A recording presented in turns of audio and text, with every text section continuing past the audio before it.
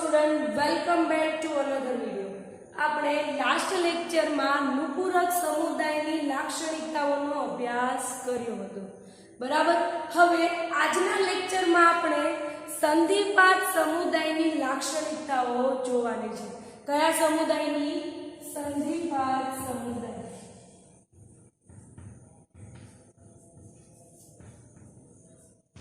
સંધિપાત સમુદાયની આપણે વાત કરીએ તો પ્રાણી સૃષ્ટિમાં જેટલા સમુદાયનો સમાવેશ થાય છે, જેમ કે સછિદ્ર સમુદાય છે, કોષ્ઠાંત્રી, કંકાધરા, પૃથુકૃમિ, સૂત્રકૃમિ, નુપુરક, ત્યારબાદ મેરુદંડી, આ બધા સમુદાય જે છે તેમાંથી સૌથી મોટામાં મોટો સમુદાય હોય તો તે છે સંધિપાત સમુદાય. ફરીથી રિપીટ કરું છું, પ્રાણી સૃષ્ટિમાં જેટલા સમુદાય છે, બરાબર, જે આપણે હમણાં આગળ અભ્યાસ કર્યો તે અને હજુ આગળના જે સમુદાય છે તે બધાની કમ્પેરમાં સૌથી મોટામાં મોટો સમુદાય હોય તો તે છે સંધિપાત સમુદાય. હવે જોઈએ કે સંધિપાત સમુદાયમાં શેનો સમાવેશ થાય છે, તો આ સમુદાયમાં કીટકોનો સમાવેશ થાય છે. કોનો સમાવેશ થાય છે? કીટકોનો. બરાબર. હવે પૃથ્વી પર જેટલી પ્રાણીની જાતિઓનું નામકરણ થયું છે, બરાબર, એ નામકરણ કરેલી જાતિઓમાં 66% એવી જાતિઓ છે કે જે માત્ર સંધિપાત સમુદાયની છે. બરાબર. શું છે? પૃથ્વી પર જેટલી પ્રાણીઓની જાતિઓનું નામકરણ થયેલું છે તે બધી જાતિઓમાંથી 66% તો એવી જાતિઓ છે કે જે સંધિપાત સમુદાયની છે. એટલા માટે આ સમુદાય જે છે તે સૌથી મોટામાં મોટો સમુદાય છે. બરાબર. એવું પણ કહી શકીએ કે 10 પ્રાણીઓએ 7 પ્રાણીઓ સંધિપાત સમુદાયના હોય છે. બરાબર. આપણે રેશિયો લગાવીએ કે 10 પ્રાણીઓ હોય એ 10 પ્રાણીઓએ 7 પ્રાણીઓ એવા હોય છે કે જે સંધિપાત સમુદાયના હોય છે. બરાબર. હવે જોઈએ આ સંધિપાત સમુદાયના વર્ગીકરણની લાક્ષણિકતાઓ શું છે. બરાબર. તો પહેલું એનું જોઈએ કે તેમાં દેહી આયોજન કેવું જોવા મળે છે.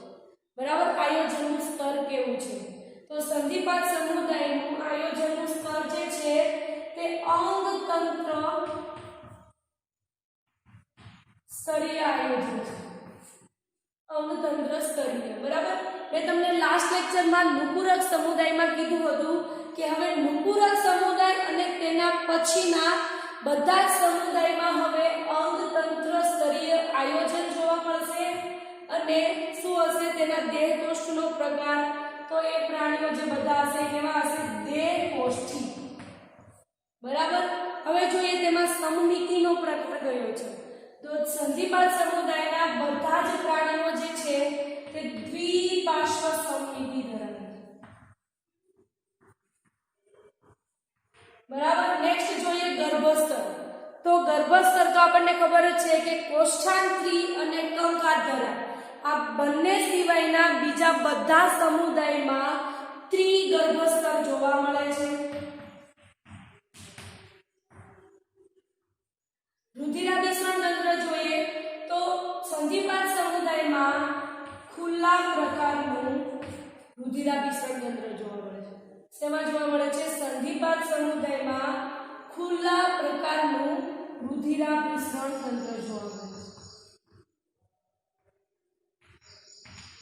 જેમાં શું થશે કે રુધિર જે છે તે રુધિર વાહિનીઓ દ્વારા રુધિર વહન થશે, પરંતુ શરીર ગુહામાં એ રુધિર ખુલ્લું થઈ જશે. એટલા માટે અહીંયા ખુલ્લા પ્રકારનું રુધિરાભિસરણ તંત્ર છે સંધિપાત સમુદાયમાં. બરાબર. ત્યારબાદ આ સમુદાયના જે પ્રાણીઓ છે તે ખંડો ધરાવે છે. આપણે જે નુપુરક સમુદાયમાં ખંડો કીધા હતા એ ખંડો પણ અલગ અને આ સમુદાયના જે ખંડો છે તે પણ અલગ છે. બરાબર. નુપુરક સમુદાયના પ્રાણીઓમાં શું હતું કે તેના આખા શરીરની જે રચના હોય છે તે આખી રચનામાં ખંડો આવેલા હોય છે, જ્યારે આ સમુદાયના પ્રાણીઓમાં આખા શરીર ઉપર ખંડો હોતા નથી.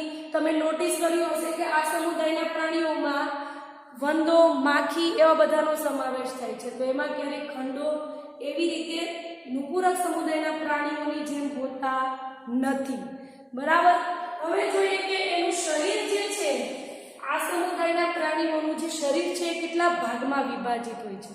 તો સંધિપાત સમુદાયના પ્રાણીઓ જે છે તે ટોટલ 3 ભાગમાં વિભાજિત હોય છે.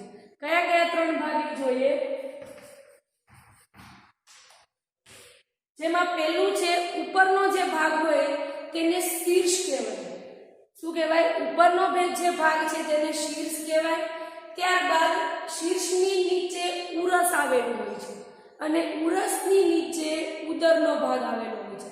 તો એવી રીતે આ સમુદાયના જે પ્રાણીઓ છે તે ટોટલ 3 ભાગમાં વિભાજિત હોય છે તેનું શરીર. બરાબર. પહેલું કયું છે? શીર્ષ. ત્યારબાદ બીજું છે ઉરસ અને ત્રીજું છે ઉદર. બરાબર. હવે આના જે શરીરની જે બાહ્ય કંકાલ હોય છે તે બાહ્ય કંકાલ કાઇટિનનું બનેલું હોય છે. શેનું બનેલું હોય છે? સંધિપાત સમુદાયના જે પ્રાણીઓ હોય છે, બરાબર, એનું જે બહારનું કંકાલ હોય છે તે શેનું બનેલું હોય છે? કાઇટિનનું બનેલું હોય છે.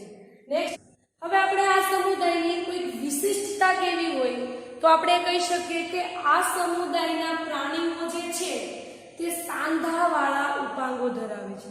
કેવા ધરાવે છે? સાંધાવાળા ઉપાંગો ધરાવે છે. ત્યારબાદ આપણે એ જોવાનું છે હવે કે આ સમુદાયના પ્રાણીઓ જે છે તેની અંદરની રચના કેવી હોય છે.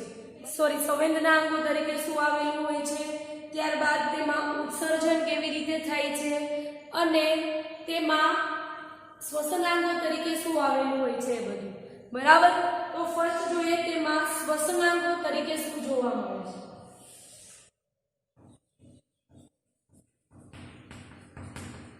આ સમુદાયના પ્રાણીઓમાં શ્વસનાંગો તરીકે ઝાલર જોવા મળે છે, યા તો ઝાલર પોથી યા તો ફેફસા પોથી જોવા મળે છે.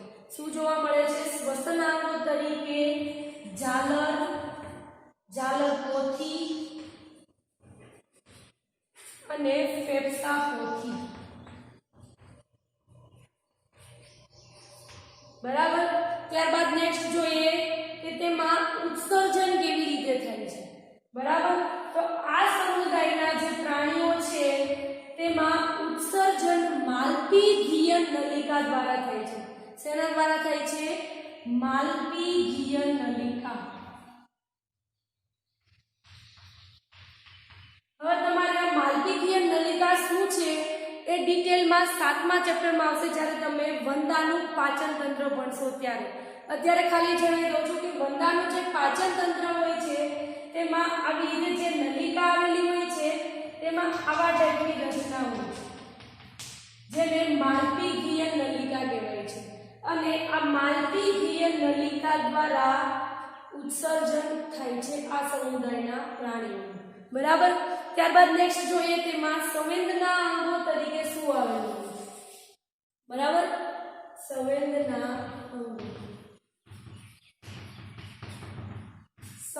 અંગો તરીકે પહેલા તો આંખો આવેલી હોય છે, ત્યારબાદ સ્પર્શકો આવેલા હોય છે. હવે તમે કદાચ વંદાને જોયું હોય તો નોટિસ કર્યું હશે કે આ જે એનો શીર્ષવાળો જે ભાગ હોય છે એ શીર્ષવાળા ભાગે આવી રીતની રચના હોય છે. બરાબર. અને આ જે રચના હોય છે તેને સ્પર્શકો કહેવાય છે. બરાબર. ત્યારબાદ તેમાં સ્થિત કોષો આવેલા હોય છે. સ્થિત કોષોનો મતલબ શું થાય કે ઝીંગો હોય છે એ ઝીંગાના શીર્ષમાં આવા ટાઈપની રચના હોય છે જેને સ્થિત કોષો કહેવાય છે. બરાબર. તો સંવેદનાંગો તરીકે શું જોવા મળશે? આંખ, સ્પર્શકો અને સ્થિત કોષો. બરાબર. હવે આ સમુદાયના પ્રાણીઓ જે છે તેમ જોઈએ કે તેમાં ફલન કેવી રીતે થાય છે, ત્યારબાદ તેમાં લિંગભેદ જોવા મળે છે, કેવા પ્રાણીઓ છે એ બધું. બરાબર. તો સંધિપાત સમુદાયના પ્રાણીઓ જે છે તે એકલિંગી છે. એટલે પ્રાણીઓ છે તેનું ફલન કેવું હોય છે? તો ફલનમાં અંતઃફલન જોવા મળશે.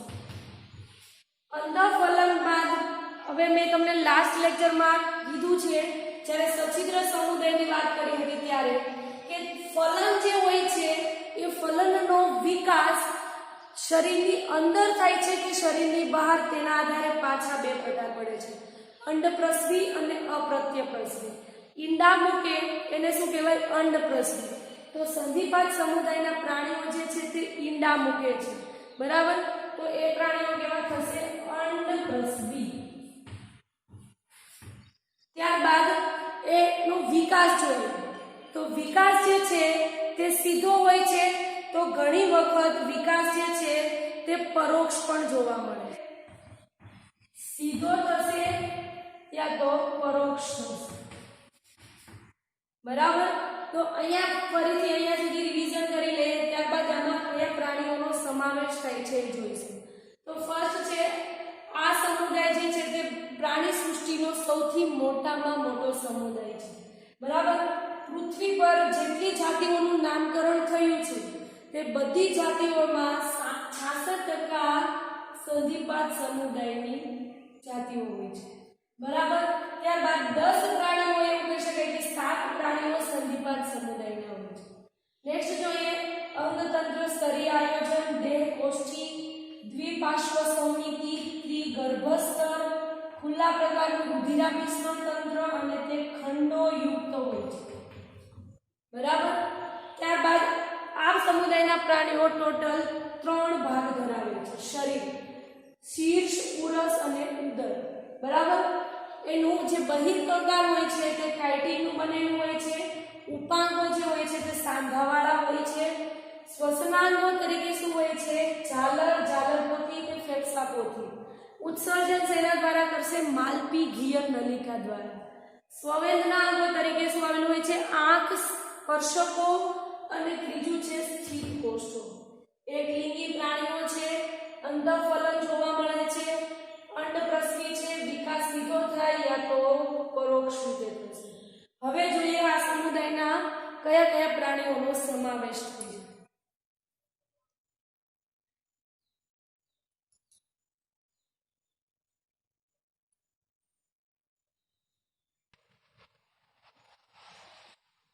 હવે જોઈએ આ સમુદાયમાં કયા કયા પ્રાણીઓનો સમાવેશ થાય છે, બરાબર? તો આર્થિક રીતે ઉપયોગી કીટકો જેમાં મધમાખી, રેશમના કીડા અને લાખ આપતા કીટક જે કેવા હોય છે? આર્થિક રીતે ઉપયોગી હોય છે, બરાબર? ત્યારબાદ વાહકો તરીકે કયા કયા છે? તો વાહકો તરીકે એનાફિલિસ, ક્યુલેક્સ અને એડિસ વગેરે જેવા મચ્છરો જે છે તે વાહકો છે, બરાબર? ત્યારબાદ ટોળામાં રહેતા અને પાક માટે હાનિકારક હોય તેવા પ્રાણીઓ, તો તેમાં આવશે તીડ, બરાબર? અને જીવનદર્શની તરીકે કિંગ ક્રેબ. આ બધા જે છે તે સંધિપાત સમુદાયના પ્રાણીઓ છે જેમાં અમુક એવા હોય છે કે તે આર્થિક રીતે ઉપયોગી હોય છે, જેવા કે મધમાખી, રેશમના કીડા અને લાખ આપતા કીટક, બરાબર? તો ઘણા આ સમુદાયના પ્રાણીઓ જેમ કે મચ્છર એવા છે કે જે વાહકો તરીકે હોય છે, બરાબર? એનાફિલિસ મચ્છર, ક્યુલેક્સ મચ્છર અને એડિસ મચ્છર. ત્યારબાદ ટોળામાં રહેતા અને ઘણી વખત તે પાકને નુકસાન પણ પહોંચાડે છે, એટલે પાકની જે ઉત્પાદન ક્ષમતા હોય છે તે ઘટાડી દે છે. તે પાક માટે હાનિકારક હોય તેવામાં તીડનો સમાવેશ થશે.